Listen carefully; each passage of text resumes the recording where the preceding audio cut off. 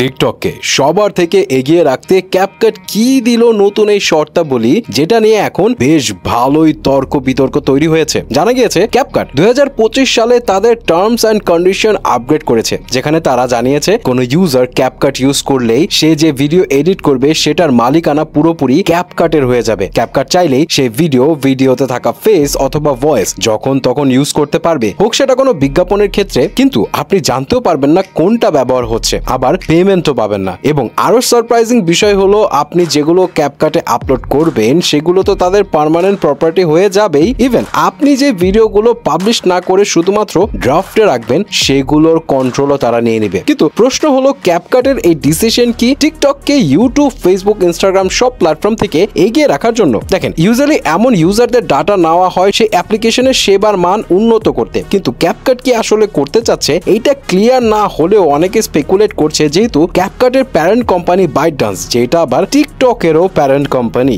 So এখানে টিকটকের AI feature অথবা বাইটডান্স কোম্পানি নিজেরা কোনো একটা এআই ভিডিও জেনারেটর টুলস আনতে যাচ্ছে, যেটা হবে game changer, just like Google VEO3।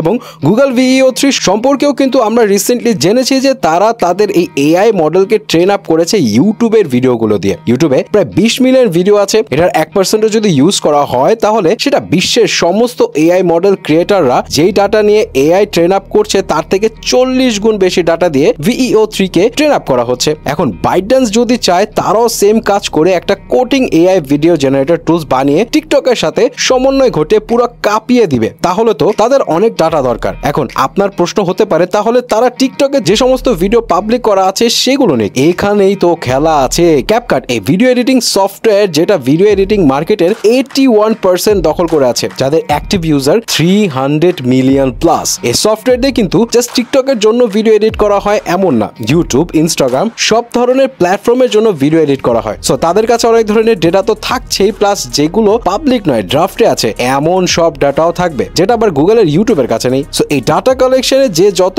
এগিয়ে থাকবে সে তত এআই মডেলকে ভালো মতো ট্রেন আপ করতে পারবে। যদিও বাইটডান্স আসলে এআই মডেলকে ট্রেন আপ করার জন্য এই নতুন শর্ত দিয়েছে কিনা জানা যায়নি, কিন্তু এআই এর প্রতিযোগিতায় টেক জায়ান্ট গুলো যা শুরু করেছে তাতে করে মনে হচ্ছে এইটা হতে পারে অন্যতম প্রধান কারণ।